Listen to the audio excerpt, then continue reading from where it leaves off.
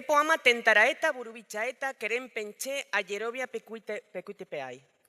I have decided to start my conference in Guarani. The language they talk a lot of people in the south of Bolivia, in the Chaco Boliviano, and because really these people is the people that suffer the Chagas diseases, and they are living with a lot of problems in this area. And I would like really to do a homage to all the people that live in the same condition like the Guarani people and in other places in the world.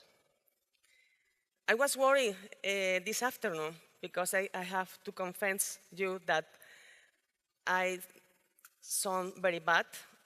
I play basket very bad, and I speak English very bad. And well, I would like really that you understand me, my feelings, my dreams, my fight. And I decide to read because probably you will understand better my life, and I want to explain you. Firstly, I would like to introduce myself. I am a scientist, in fact, a doctor in chemistry. I first specialized in metal corrosion. Not very poetic, I know. However, it led me to Israel in 1993, where I was fortunate enough to get to know and live amongst a wide variety of people with different religious beliefs to mine. Jews, Muslim, Orthodox, Copts. Many of them are now good friends of mine. My research was to take me to the field of public health with a view to controlling all types of arthropods. In other words, I am a bug exterminator. Say like this, I know, it doesn't sound very elegant, but if I were to tell you that my knowledge of polymer has allowed me to develop a technology based on biopolymeric microencapsulation in a fly, which can control insects which transmit endemic diseases such as malaria, dengue, or Chagas, then maybe now I have aroused your curiosity. Divine Providence disposed that this technology should not end up in European countries, but rather in Bolivia, with the Guarani people. From there, it spread to other Latin American countries, and then to Africa. Without realizing, began to have an international profile at a small scale. Once again, this allowed me to interact with very different people from very different places from around the world. The sociology of the indigenous world is a completely different story. There is a more direct contact with nature, and there is a religious syncretism which is difficult to understand from a Western point of view. There exists a certain poetic wisdom which has nothing to do with science and which interprets life as the need to respect the environment, namely La Pachamama. It doesn't matter if La Pachamama is cruel to them and brings triatomines and mosquitoes which infect them. I am going to share with you some very moving examples of this which I have experienced. Bolivia, summer of '98. Some Guaranis have been forced through the sea to leave their lands. There is no sign of protest, but one of those affected is overheard saying, "Poor man, when he dies, he will be eternally sad because he has no soul."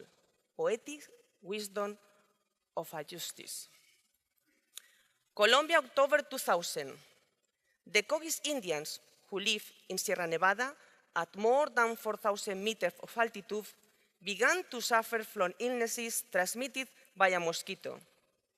When they tried to convince their chief that it would be convenient to take action to eliminate these insects, the chief remained silent. After a few minutes, he requests a couple of months so that he can ponder his decision. The reason being that he needed to talk to La Pachamama, Mother Nature. We asked the translator to ask him why.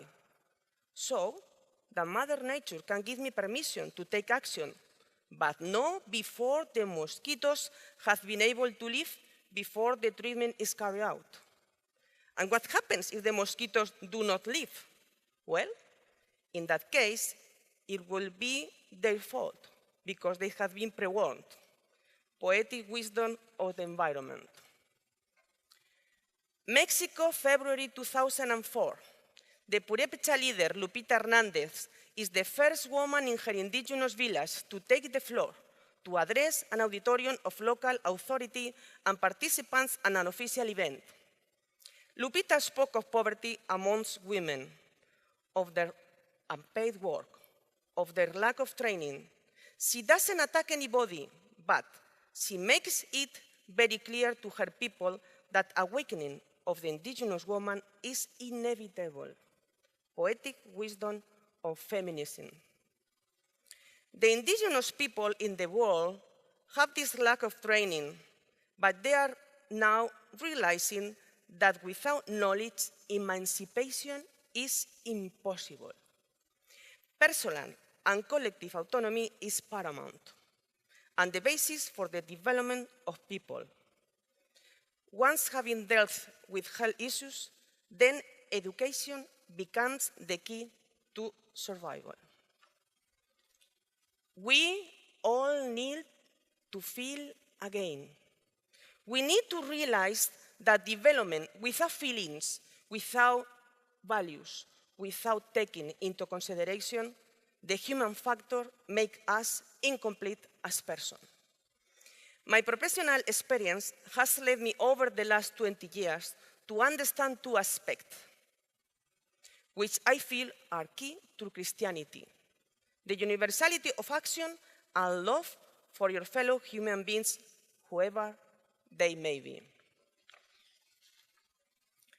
When we talk about endemic diseases, we generally refer to very poor people who live in very poor countries.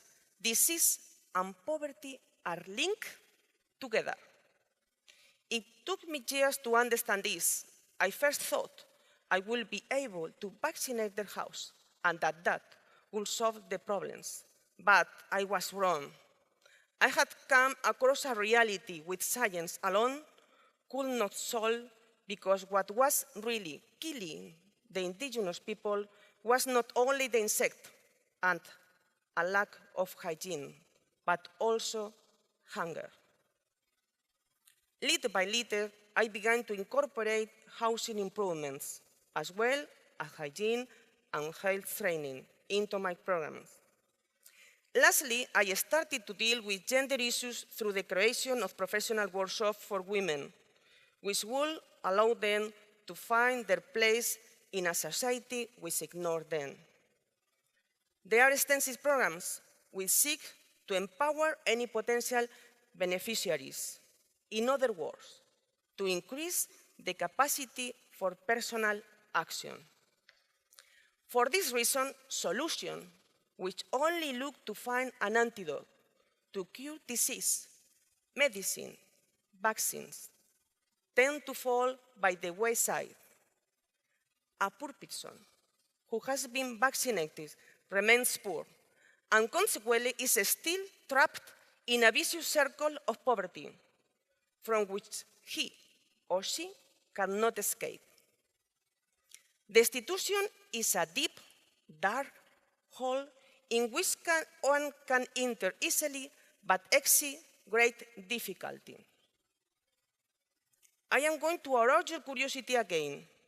Insects, in general, and especially mosquitoes, have the virtue or defect, depending on the way you look at it, of not differentiating between people on the basis of their color, race, social status, nationality, gender, or creed.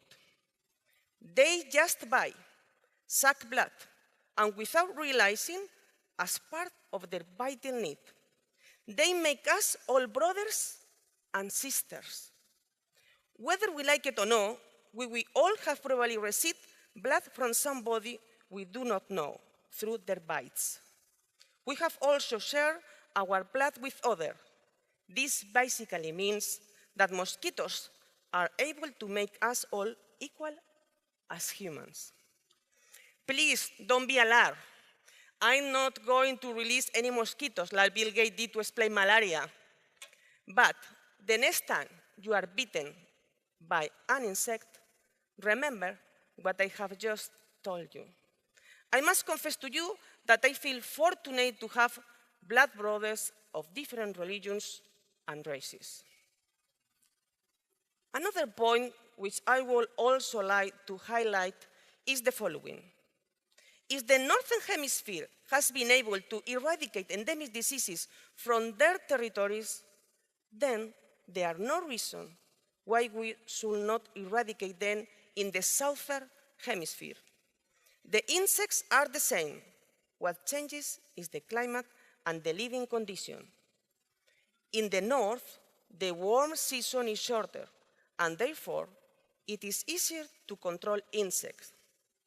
In the south, the warmer climate makes it easier for insects to act almost all the year. Consequently, it is important to give products a more prolonged persistence. An action must be permanent.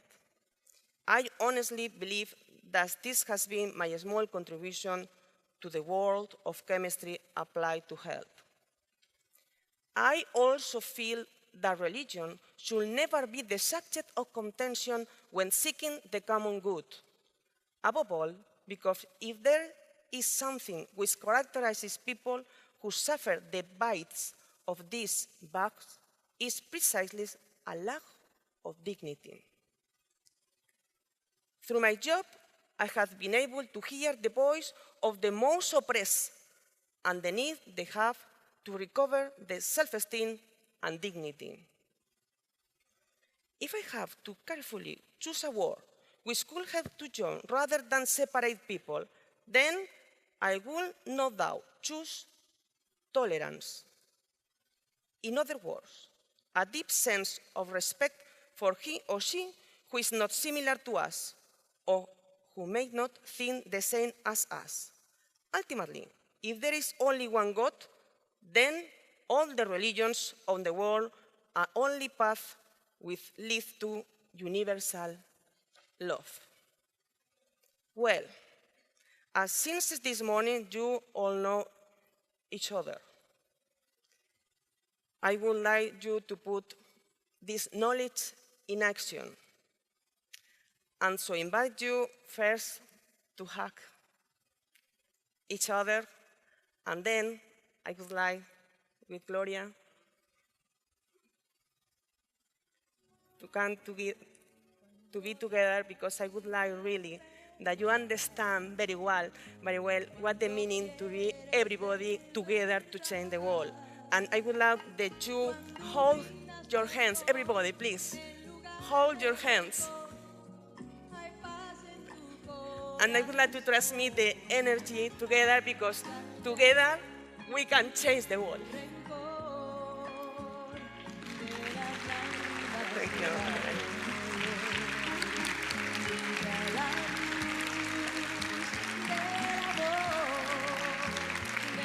Gracias por subir, porque como hablo muy mal.